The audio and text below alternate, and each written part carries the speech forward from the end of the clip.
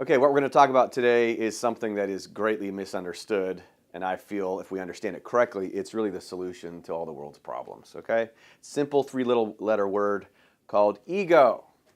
Now, in the United States, we often have a misunderstanding of what ego is. Most people think of ego in terms of somebody with an inflated sense of self, right? The actual definition, or the classical definition of ego, is a person's sense of self-importance. We're going to break that down in a little bit, but that's the basic understanding. People think somebody has a big ego when they're arrogant, right? Cocky people have big egos. And that's true, no doubt about it, for a bunch of different reasons. Now, the Latin root of the word ego actually means I. It comes from I. Well, what is I not? I is not you, okay? I is separate. I is I'm different than you. And that's the root of the word ego. It's also the source of all the world's problems, okay? Now, we think of ego as a sense of self-importance, and we think of it as being somebody with an inflated ego, but somebody with deflated ego, or somebody who feels really bad about themselves, it's also a big ego. It's the same concept, just in the opposite direction. Why? What does ego do? Ego's focus is physical. That's the agenda of the ego. It looks at the world in a physical way. Spiritually speaking, which is what we do here, ego is the false self. It's not what you are. I like to call it a costume. It's what you are temporarily. The ego's agenda is to work on physical focused things. And I just drew a simple little grid here to make a difference, comparison between what is physical and what is non-physical. So ego focuses on things like money, houses, cars, food, sex, jobs, gender, race, and what I'd like to say, religion done wrong. It's when we focus on things physically. That gets into a whole lot of problems, and this is why we have something like politics and all the division inside politics, because that's what they're focusing on, physical things. And if you're going to focus on physical things, you're going to have arguments, you're going to have debates. And that's ego. And actually, ego's job is to separate, it being I and all. It doesn't unify, it separates. Now, everybody is afflicted with this. I like to use that word like it's a disease in a way, because it is. It causes all the pain, all the suffering that we go through is because we look at things in a physical way. We over-attach to this temporary condition. It is very divisive, and if you read spiritual texts, it's actually what's known as the devil. When people make the devil a little dude with a pitchfork and horns and stuff like that, then they're making it physical again. But what ego actually is, the devil actually is an energy. It's a way of thinking. It's a way of being. And it's just a way of looking at the world physically. On the spiritual side of things, it's a non-physical focus. Qualities, which are also known as the fruits of the Spirit, qualities such as hope, patience, gratitude, mercy, forgiveness, compassion, humility, persistence, or what I like to say, religion done right, okay, correctly. It's focusing on the fact that we are unified in all of this. I like to call it soul food, okay? You can feed your body or you can feed your soul. And if you're working on the fruits of the Spirit, that's exactly what you're doing. It's an energy. And this is unifying because we can all agree that these qualities feel good. Now, can you use these qualities to access these qualities? Sure. Politically speaking, you can show compassion through politics. Well, now you're using ego to access spirit. That's fine, if that's what you're doing. But while you're doing that, if you're judging the other person, or you're somehow saying that they're not doing it and you're better than them and your ideas are right and all that kind of stuff, well, then you just lost the spirit. To pull off this dynamic is to work on this stuff all the time and then bring it back and address this stuff. You can use all these experiences, you can use them spiritually. If we do that, now we have a unifying quality, and we can celebrate each other's differences. But the idea is we are not physical beings, we are spiritual beings. That is indeed the Spirit's agenda. If you look at it this way, this is what all the teachings are about.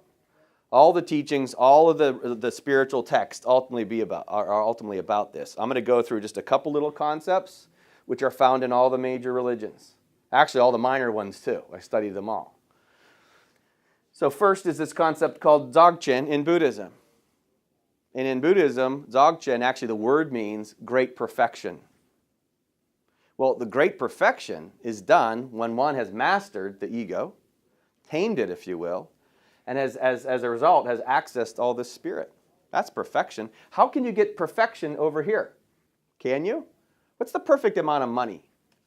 Who's the perfect president? What's the perfect house? Once you get a nice house, don't you start looking for a nicer house? Unless you figure out the spiritual stuff and then you know it doesn't matter anymore. But that's what people are doing. They're looking for nicer cars. Cars break down. Buddha would say, this is all temporary. All of this is temporary.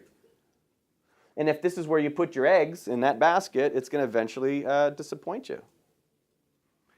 Perfect amount of sex. What is that? What's the perfect job? Aren't we always looking to improve things? And gender and race issues, these things are obvious, aren't they? There's no perfection there. It just is. Acceptance is the perfection on this level. Recognizing that we're working on a world which is perfectly imperfect. That's perfection. And that's Dzogchen. In Islam, it's called Ihsan. It literally is their goal of perfection, is to experience God or Allah inside of each one of us in a perfect way. And that's through spirit. Again, not going to be done physically. And when we make it about physical, we're going to start arguing with each other about whose religion is correct or whose prophet is correct. We're going to argue. Very divisive. But if you look at it from a spiritual point of view, it's also perfection. Can you become hopeful? Everybody in the world can become hopeful? Everybody can. Can everybody become patient? Can everybody get elected president? Would you want to? Does everybody have access to the same jobs? Does everybody have the same health conditions, same gender, same race? Of course not. We're supposed to be screwed up in all these crazy different ways so that we can work on spiritual perfection. When one taps into this again, that is the experience of Ihsan and is what we're here to do in Islam as well. Moksha in Hinduism is the great liberation. Well, guess what we're supposed to liberate from? Ego, right? You're a soul that has come here to experience something short term. It's a physical experience. It's a physical experience that the greatest physicists have already determined is an illusion.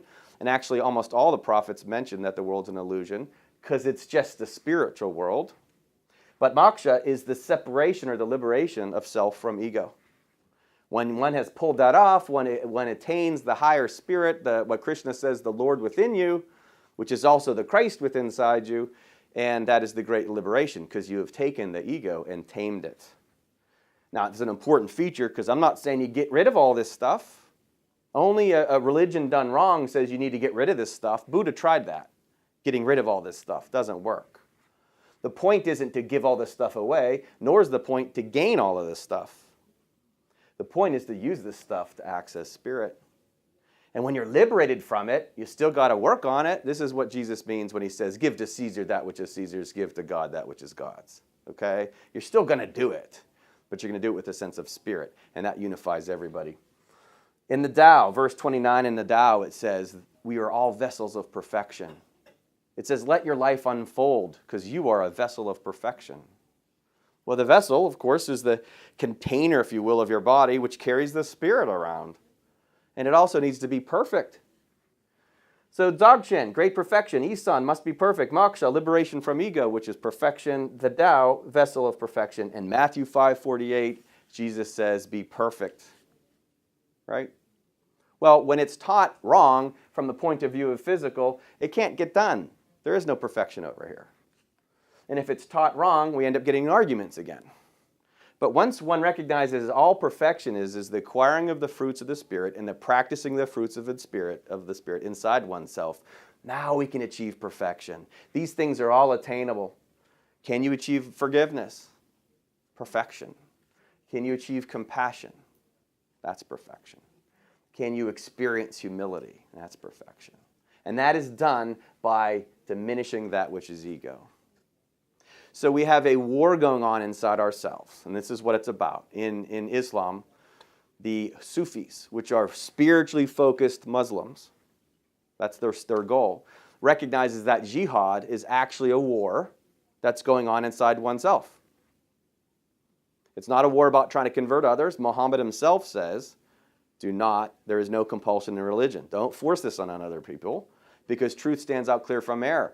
This is extremely true. Isn't this obvious after a while? Once you start practicing these things, don't all these things feel good?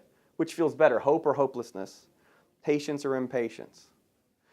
truth becomes clear after a while. Keep focusing on this stuff and you're going to suffer.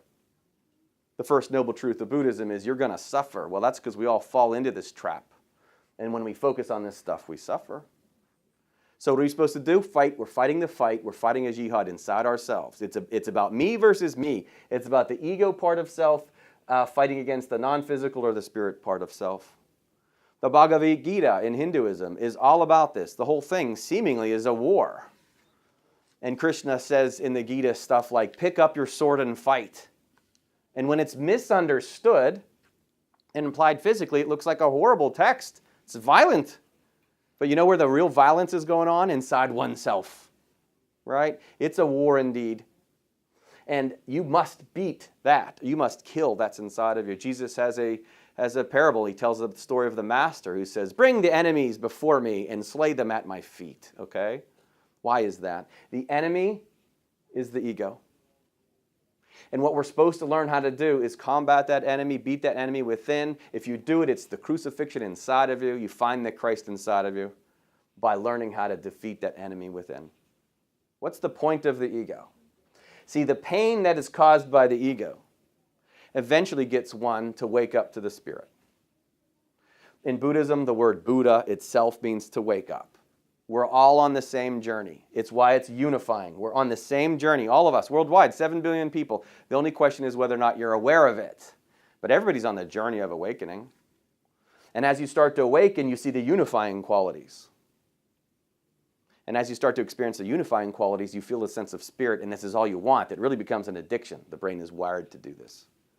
And so you love the enemy because the enemy is actually guiding you ultimately over here. The serpent in the Garden of Eden turns out to be an angel. It's a great end to that story. Why? Because the pain and suffering, the more you focus on this kind of stuff, eventually you say, I must seek another way. Jesus says, seek and you will find. Well, look for another way. Keep experiencing this stuff. Keep debating about stuff like gender and race, right, and sexual orientation. Keep debating it like it's super important, like God cares. He cares about the fruits of the Spirit, and that's what we're down here to work on. Show compassion for each other. Show forgiveness when somebody does something that offends you, right? Be humble in the entire process. All these things are what slays the enemy, and then you eventually learn how to recognize that it did its job. That's why you love it. It elevates you eventually. It raises you to a higher plane. You use the flesh to teach the spirit. Jesus says God uses the world as his footstool. We use the physical world to reach a higher state. That's what we're here to do. So that's what the ego is. It's often misunderstood. It's the shared common enemy. This is how the world can come together because we're all on the same team. We're all afflicted by this. I call it an STD. It's a spiritually transmitted disease. We get affected by each other's ego. It's like a flu virus. It affects the next available host, and you get sick. But if you develop immunity, just like for any virus, if you develop immunity, we don't get sick anymore. Well, the immunity to the ego is the spirit. You could call it the Zen way. You could call it the Holy Spirit. You could think of it, whatever word you use, a rose by any other name still smells as sweet. Immunity is a blessing because now you're not going to get sick from the ego coming off others. We all have this in common whether we know it or not, and we're spreading this virus around. Your job is to work on immunity. Buddha's last line, one of his last lines, was strive for your own liberation with diligence.